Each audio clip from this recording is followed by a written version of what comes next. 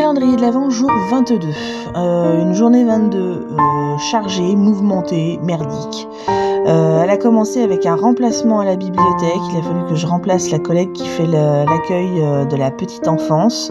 Derrière, j'ai enchaîné avec en plus mon rendez-vous chez le médecin où je suis arrivée en retard.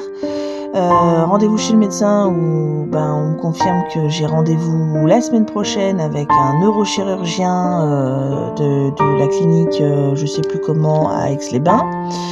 Mon chéri pendant ce temps-là est allé me chercher ma voiture au garage. C'était censé être une bonne nouvelle, c'en est une mauvaise.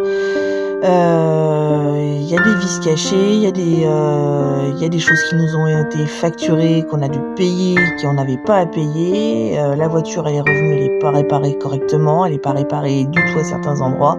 Bref, c'est la grosse cacade et du coup, on n'a pas fini de s'emmerder la vie avec cette histoire. Ensuite, le moment cool de la journée, ça a été mon rendez-vous chez le coiffeur. Je pense que ça se voit un petit peu, voilà. Autre bonne nouvelle quand même dans tout ça, c'est que j'ai eu la prof de français de ma fille au téléphone ce midi parce que elle avait plus de place en rendez-vous hier à la réunion parents-prof.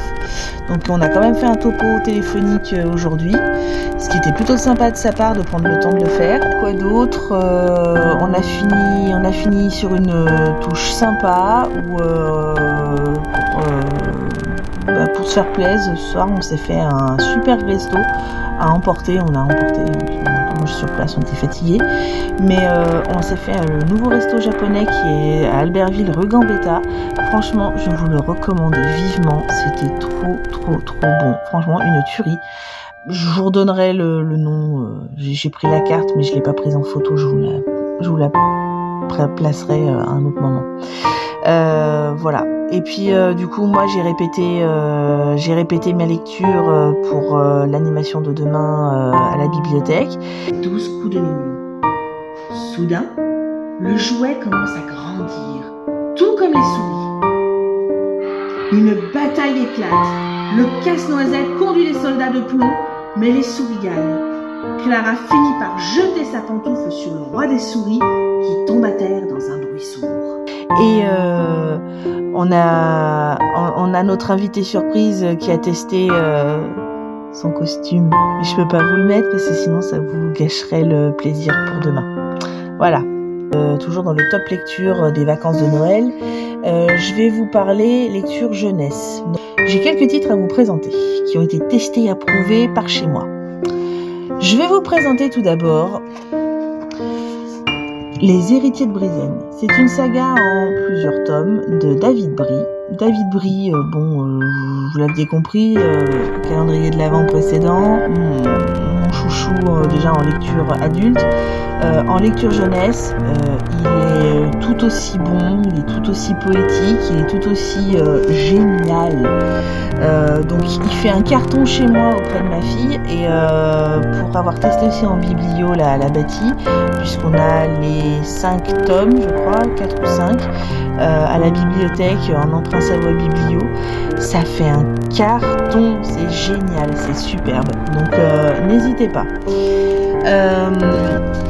Autre autrice que j'adore déjà en lecture adulte et qui est aussi très balèze en lecture jeunesse, Estelle Faye. Et là je vous présente Les Guerriers de Glace qui est le tome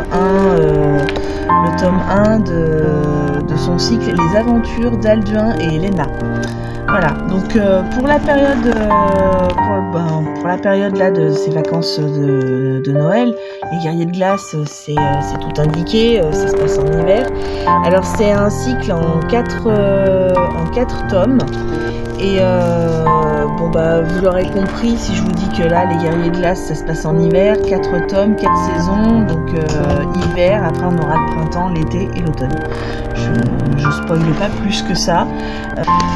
Ensuite, quelque chose d'un petit peu plus banal, un petit peu plus classique, qui se voit beaucoup, mais qui cartonne toujours beaucoup, c'est ce genre de livre. Alors c'est souvent le même auteur, Matt Haig, qui fait ce genre de livre. Voilà, n'hésitez pas, des livres sur Noël comme ça, il y en a, on on en trouve très facilement.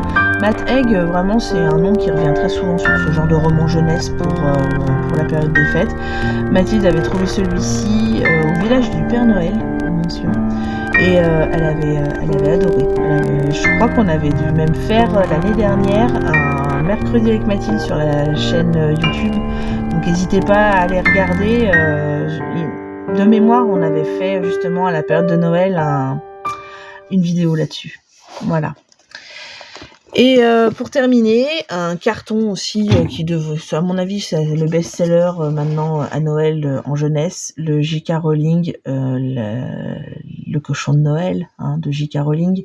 On l'a à la bibliothèque. Mathilde, elle l'a dévoré, elle a adoré, et il cartonne aussi à la bibliothèque auprès des adultes et des enfants.